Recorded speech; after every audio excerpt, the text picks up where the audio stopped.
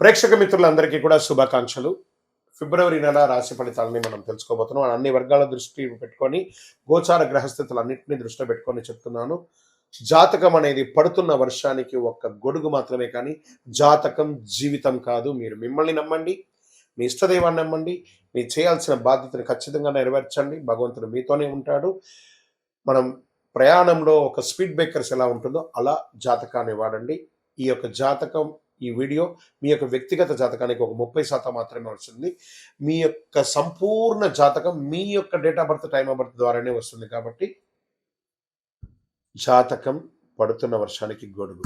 తులారాశి మిత్రులారా, ఫిబ్రవరి 2026 మీ యొక్క శుభాశుభ ఫలితాలు ఎలా ఉన్నాయి అంటే, సమతుల్యం తప్పితే నష్టమే. బాగా గుర్తుపెట్టుకోవాలి, ప్రతి దాంట్లోనూ సమతుల్యం ఉండాలి. తులారాశి మిత్రులారా, తులారాశి వారికి సాధారణ రాశి ఫలితం కాదు. స్త్రీ పురుషులందరినీ దృష్టిలో పెట్టుకొని చెప్తున్నాను, చివరి వరకు చూడండి. డిసిషన్ తీసుకోకపోతున్న విషయాన్ని మీరు ఎలా డిసిషన్ తీసుకోవాలనేది కూడా నేను చెప్తాను. ఒక తప్పు ఎంపిక తప్పించబడుతుంది, జాగ్రత్త పడండి. అసలు విషయానికి వస్తే, గురు భగవానుడు 9వ స్థానంలో, శని 6వ స్థానంలో, రాహు 5వ స్థానంలో, కేతు 11వ స్థానంలో, శుక్రుడు తులారాశి అధిపతి సమసంతుల్యంతో సంబంధాలు ఉన్నాయి. అదృష్టం ఉంది, కానీ నిర్ణయం మీదే ఆధారపడి ఉంటుంది. అదృష్టం బాగా ఉంది, మీరు తీసుకునే నిర్ణయాల మీదే ఆధారపడి ఉంటుంది. తులారాశి మిత్రులారా, ఇంతకు ముందు జరుగుతున్నటువంటి నెగిటివ్స్ ని బుర్రలో వేసుకోండి, పాజిటివ్స్ ని వదులుకోకండి. బాగా ఆలోచించి కరెక్ట్ నిర్ణయాలు తీసుకోండి. మీకోసం అదృష్ట లక్ష్మి మిమ్మల్ని ముందు నడిపేయడానికి సిద్ధంగా ఉంది. ఈ నెల తులారాశి వారికి వచ్చే ఒక పరీక్ష ఏంటంటే, ఇద్దరిని సంతోషపెట్టాలా, ఒక నిర్ణయం తీసుకొని ఒకరిని సంతోషపెట్టాలా. అన్బ్యాలెన్స్డ్గా ఉంటారు ఎప్పటికీ కూడా. మీరు ఏది నిర్ణయం తీసుకోవాలో అది తీసుకోండి. మీ ఆలోచనలో, ఉద్యోగంలో ఆలస్యం అవుతుంది, ప్రేమలో అయోమయం అవుతుంది, వ్యాపారంలో డీల్ మిస్ అవుతుంది. కాబట్టి ఇన్స్టెంట్ డిసిషన్ తీసుకోండి, కరెక్ట్ డిసిషన్ తీసుకోండి. అందరినీ సంతోషపెట్టడం అసాధ్యం అండి. 5,000 కరెక్ట్గా ఉందా, ఎక్కడో ఒక చోట తేడా ఉంటుంది కదా. అందరి జీవితంలో అందరినీ కష్టపెట్టలేం. సరైనది ఎంచుకోవడం మంచిది. మీకు ఏది కావాలో అది ఎంచుకోండి చాలు. ప్రభుత్వ ఉద్యోగంలో లేదా ప్రైవేట్ రంగంలో అనుకంటే పనిభారం పెరుగుతుంది, పోటీ ఎక్కువ, మీ న్యాయ స్వభావం పరీక్ష పడుతుంది. అసాంఘికమైనటువంటి అవకాశాలు చాలా వస్తాయి. దాన్ని వినియోగించుకున్నారంటే మీ జీవితం శూన్యంలో పడిపోతుంది. కాబట్టి పాత జ్ఞాపకాలను దృష్టిలో పెట్టుకొని ఏ విధమైనటువంటి అసాంఘికమైనటువంటి కార్యక్రమానికి దిగకండి. పోటీలో గెలుస్తారు. ఈ నెల నిష్పక్షపాతంగా పనిచేస్తే విజయం సాధిస్తారు. ఉద్యోగంలో ఎవరితో ఏదైనా చెప్పాలనుకుంటే మొహమాట లేకుండా చెప్పండి, చెయ్యండి. మాట్లాడడం తగ్గించి పనిలో చూపించండి. మీ యొక్క పై అధికారులు కూడా మిమ్మల్ని ప్రశంసిస్తారు. ఉద్యోగంలో మీకు మంచి అవార్డ్స్ కూడా వచ్చే అవకాశాలు ఉన్నాయి. ప్రమోషన్స్ వచ్చాయి, ఇంక్రిమెంట్ వచ్చే అవకాశాలు, ఎన్నో రకాలైనటువంటి ఫలితాలు ఉన్నాయి. నూతన ఉద్యోగం కోసం ప్రయత్నం చేసిన వాళ్ళకి కన్ఫ్యూజన్స్ ఉంటాయి. ఇంటర్వ్యూస్లో ధైర్యంగా నిలబడండి, ఆన్సర్ ఇవ్వండి. ఉద్యోగానికి సంబంధం లేని ప్రశ్నలు వస్తున్నాయి, నిలబడండి, సమాధానం చెప్పండి. ఒకవేళ మీకు సమాధానం తెలియదని మొహమాటలా కూడా చెప్పండి. అది కూడా మీకు మార్క్ వస్తుంది. తప్పకుండా మీరు ఇంటర్వ్యూలో 2 ఆప్షన్స్ ఉంటుంది ఎప్పుడు. ఆ 2 ఆప్షన్స్ని ఏది కరెక్ట్ కాదో ప్రతిదీ మీ చేతిలోనే ఉంది, దాన్ని తీసుకోండి. ఇండస్ట్రీస్ వారికి చిన్న మిషనరీ రిపేర్స్ లేదా ఓవర్ ఆయిలింగ్ ఇవన్నీ ఉంటాయి. మంచి టెక్నీషియన్ పిలిచి అది చేసేసుకోండి. వ్యాపారం నెగోషియేషన్ చాలా కీలకం. డెట్స్ అన్ని కూడా క్లియర్ అవుతుంది. మీకు రావాల్సినటువంటి లోన్స్ కోసం అప్లై చేస్తున్న వాళ్ళు లేదా చిట్ ఫండ్స్లో ఉన్న వాళ్ళు, ఇవన్నీ కూడా ఉన్నాయి. అవన్నీ కూడా మీకు ఏమైనా బిల్డింగ్ పర్మిషన్స్ కోసం అప్లై చేసిన వాళ్ళు, ఇవన్నీ కూడా వచ్చే అవకాశాలు మాస ద్వితీయంలో ఉంది. ఆర్థికంగా పెట్టుబడులు రిస్క్ తీసుకోవాలనే ఆలోచన, కానీ లాభం స్థిరంగా ఉండదని ఒక భయం. అన్నీ చేయండి, ధైర్యంగా చేయండి, అన్నీ వస్తాయి. షేర్ మార్కెట్లో లాంగ్ టర్మ్లో ఇన్వెస్ట్ చేయండి, తప్పకుండా మీకు డెవలప్మెంట్ ఉంటుంది. డబ్బు విషయంలో సమతుల్యత చాలా ముఖ్యం. మళ్ళీ చెప్తున్నాను, సమతుల్యత చాలా ముఖ్యం. అదే మిమ్మల్ని కాపాడుతుంది.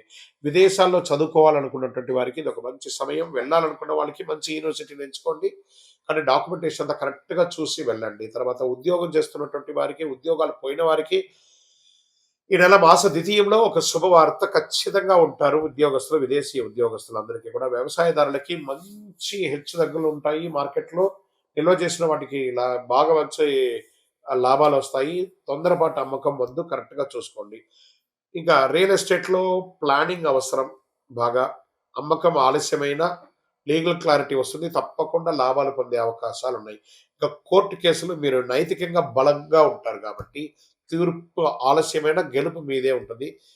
విజయం మీ వైపు వస్తుంది. ఓర్పు చాలా అవసరం. ఇంకా ప్రేమికుల మధ్యలో అప్పుడప్పుడు ఒక చిన్న చిన్న స్పర్ధలు ఉంటాయి చూసారా? కూర్చొని మాట్లాడి సార్ట్అవుట్ చేయండి. ఈగోస్ వద్దు. ప్రేమికుల మధ్య ఈ మధ్య ఈ యూత్‌లో ఉన్న వాళ్ళకందరికి ఎలా ఉంటుందంటే నేను గొప్ప, నేను గొప్ప, నేను గొప్ప, నేను గొప్ప అని చెప్పి సెల్ఫ్ సెక్యూరిటీని పోగొట్టుకుంటున్నారు. నమ్మండి. ఒకళ్ళని ఒకళ్ళు నమ్మండి. భార్యాభర్తల మధ్య కూడా సఖ్యత పెరుగుతుంది. ప్రేమ పెరుగుతుంది.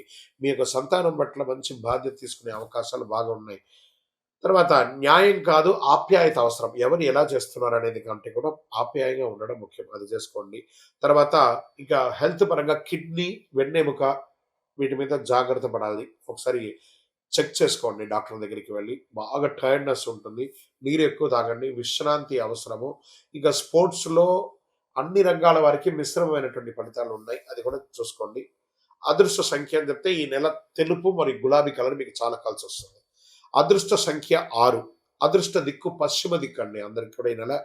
అదృష్ట సమయం మధ్యాహ్నం 12 గంటల నుంచి 2 గంటల వరకు. ఏదైనా నిర్ణయాలు, డిస్కషన్స్ ఏదైనా చేయాలనుకుంటే ఈ టైంలో చేయండి. ముఖ్య నిర్ణయాలు ఈ సమయంలో చేసుకోవడం మంచిది. ఇక శుక్రవారం లక్ష్మీ ఆరాధన చేయండి. తల్లిన వస్తువులు దానం ఇవ్వండి.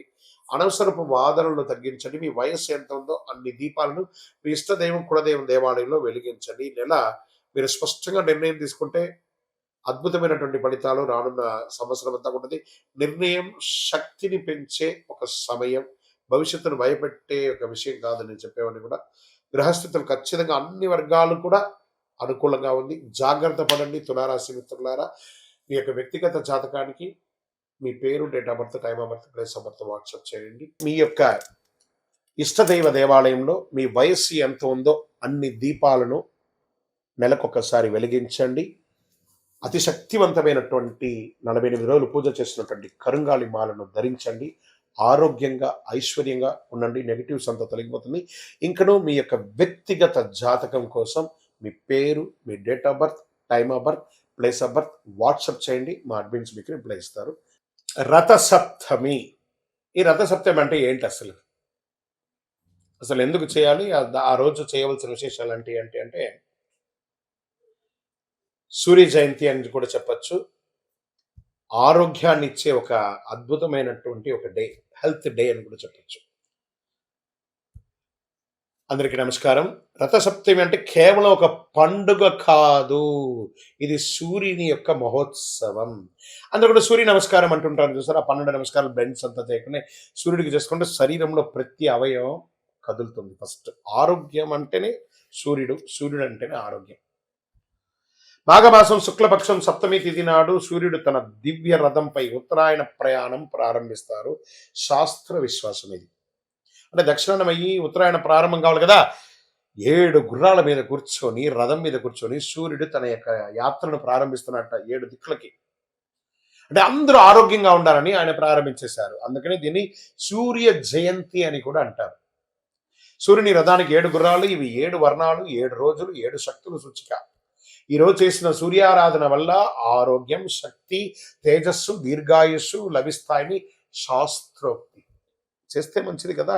అర్క స్నానం, ఈ జిల్లేడాకు ఉంటుంది కదా, ఆ జిల్లేడాకుని నెత్తి మీద పెట్టుకొని తల ముందు నువ్వుల నూనెతో చక్కగా శరీరంతో అభ్యంగన చేసి సూర్యుడు ఉదయించగానే లేచి వారికి నమస్కారం చేసి ఆ జిల్లేడాకు పెట్టి మంచి వేడి నీళ్లతో స్నానం చేసి అది పడుతుండగా ఆ ఆకుని కింద పడేయకుండా చేయాలి స్నానం. అదే నీళ్ళ యొక్క ఫోర్స్తో పడిపోవాలి. పెట్టుకోవడం మాత్రమే బాధ్యత. అది జిల్లేడాక అంటే అవును, అక్కడే శ్వేతార్క మూల నివాసాయ. ఆయన శ్వేతార్కం అంటే ఆయనకి చాలా ఇష్టం, తెల్లటి జిల్లేడు అంటే. ఆ అర్కం ఎలా పెట్టుకోవాలి? ఆకులు తల, భుజాలు, మోకాళ్ళపై ఉంచుకొని స్నానం చేయాలి. ఇది రోగ నివారణకు ఒక అద్భుతమైనటువంటి శక్తి. కాబట్టి ఆన్లైన్లో తెచ్చుకొని, సిటీలో ఉన్న వాళ్ళకి దొరకవచ్చు, ఆన్లైన్లో తెచ్చుకొని, లేదా కొంచెం అటుపక్క అలా వెళ్ళండి. ఊరు బయట వెళ్ళాలంటే ఎక్కడ పడితే అక్కడ జిల్లేడు చెట్టు ఉంటుంది, తెంచి పెట్టేసుకొని కవర్లో పెట్టేసుకోండి, చక్కగా తీసుకోండి. ఇంకా తూర్పు దిశగా నిలబడి సూర్యుడికి అర్ఘ్యం నీళ్లు వదలడము. ఓం హ్రీం హ్రీం హ్రౌం సహ సూర్యాయ నమః అనే మంత్రాన్ని జపం చేసి నీళ్లు వదలండి. మళ్ళీ చెప్తున్నా, ఓం హ్రీం హ్రీం హ్రౌం సహ సూర్యాయ నమః అని 7 సార్లు కానీ 12 సార్లు కానీ నీళ్లు వదిలి జపం చేయండి. చాలా బాగుంటుంది. ఇంకా జనరల్గా యోగా పద్ధతిలో సూర్య నమస్కారం అనేది ఉంటుంది కదా, ఆ పద్ధతి ప్రకారం దానికి ఒక్క సూర్య నమస్కారాన్ని 7 సార్లు చేయాలి. అంటే 12 కలిపితే 1, దాన్ని అలా 7 సార్లు చేయండి.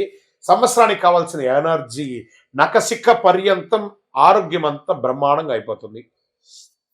ఆరోగ్యం సూర్యానుగ్రహం వల్లే లభిస్తుంది కాబట్టి రథసప్తమి నాడు చేసిన సూర్యారాధన సంవత్సరంతో శక్తినిస్తుంది. అద్భుతమైనటువంటి విశేషాలను పొందుతా. ఈరోజు ఏం చేయాలి? ఉదయం లేవగానే అద్భుతంగా పెద్దవాళ్ళకి నమస్కారం చేయాలి. మంచి ఒక చెట్టు నాటాలి.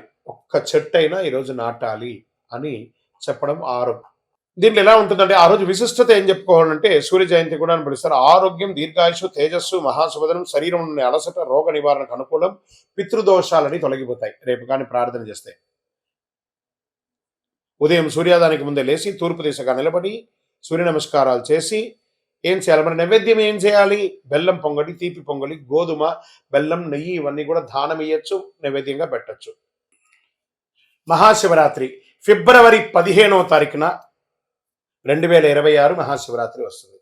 ఇంకా శివరాత్రి అనగానే అందరూ దేవాలయాలకు వెళ్ళి అభిషేకారాధన చేసేసుకొని చాలా అద్భుతంగా చేస్తారు కదా. కాస్త దాని గురించి కొంచెం ఎన్లార్జ్ చేసి చూద్దాం. శివరాత్రి ఒక్క రాత్రి జీవితాన్ని మార్చే శక్తి అండి. ఆ శివుడు గరుడకంఠుడు భోళాశంకరుడు మనకందరికీ అనుగ్రహం ఇచ్చే అందరికీ ఒక శుభదినం చెప్పచ్చు. నమస్కారం భక్తులారా. మహాశివరాత్రి అంటే కేవలం ఉపవాసం కాదు, కేవలం జాగరణ కాదు. ఇది మనలో అజ్ఞానాన్ని చీల్చి చెండాడి రాత్రి. ఇది శివతత్వాన్ని అనుభవించే ఒక అద్భుతమైనటువంటి రాత్రి అని కూడా చెప్పచ్చు. శివరాత్రి ఎందుకు అంత ప్రత్యేకమో, ఈ ఒక్కరోజు ఎందుకు జీవితానికి కీలకమో, నిజంగా శివుడు ఏమి ఇస్తాడో మీకు స్పష్టతగా అర్థమవుతుంది ఈ వీడియో పూర్తి చూస్తే. శివ అంటే శుభం, రాత్రి అంటే అజ్ఞానం. ఆ యొక్క శుభాన్ని ఇచ్చే శివుడు అజ్ఞానాన్ని ఇచ్చే ఆ రాత్రిని తొలగించే రాత్రి శివరాత్రి. అజ్ఞాన్ని నశించి శుభతత్వం వెలుగులోకి వచ్చే రాత్రి. ఈ రాత్రి శివుడు పుట్టినరోజు కాదండి, బాగా గుర్తుపెట్టుకొని. వివాహం జరిగిన రోజు మాత్రమే కాదండి, ఇది మన చైతన్యాన్ని మేలుకొలిపే రోజు కూడా.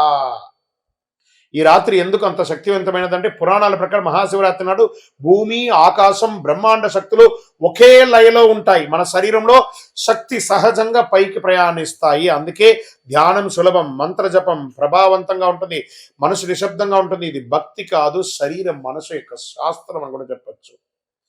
శివలింగం రాయి కాదు, దీని గురించి తెలుసుకోవాలి అందరూ కూడా. అది ఆకారం లేని పరమతత్వానికి చిహ్నం, సృష్టికి మొదలు, అనంతం లేని ఒక తత్వం అని కూడా చెప్పచ్చు. అభిషేకం చేయడం అంటే ఏంటిది? నీటితో మన అహంకారాన్ని కడగడము, పాలతో మన కోపాన్ని చల్లార్చడము, బిల్వపత్రంతో మన కోరికలను అర్పించడము. అందుకే శివుడు కోరేది వస్తువులు కాదు, మార్పు.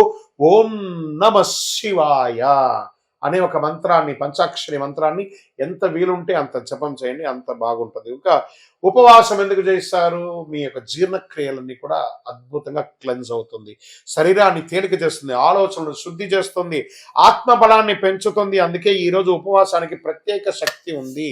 ఉపవాసం అంటే నేను ఉపవాసం అని చెప్పి బాదం పాలు 1 లీటర్ తాగడం, రకరకాల పండ్లు తినడం కాదు.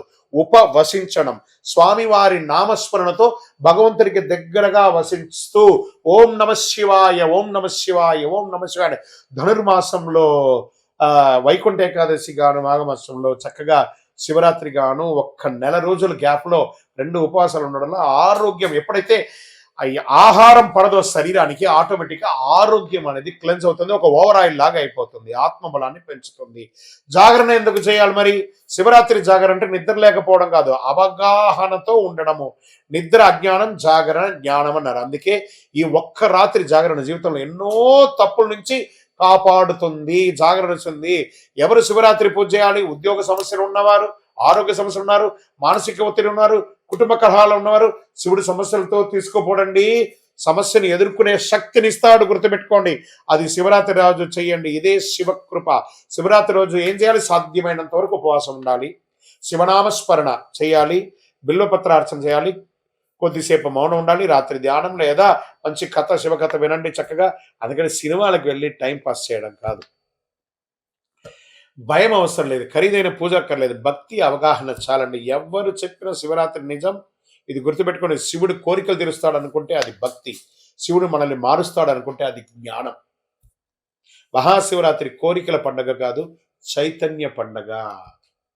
మహాశివరాత్రి మీ జీవితంలో శాంతి, స్థిరత్వం, శివతత్వం ప్రసాదించాలని ఓం నమ శివాయ. అందరూ ఆయురారోగ్య ఐశ్వర్య భోగభాగ్యాలతో ఉండాలని అఖిలాండ కోటి బ్రహ్మాండ నాయకుడు ఆ యొక్క కైలాసనాథుని ప్రార్థన చేసుకుంటున్నాం. ఓం నమ శివాయ, ఓం నమ శివాయ, ఓం నమ శివాయ.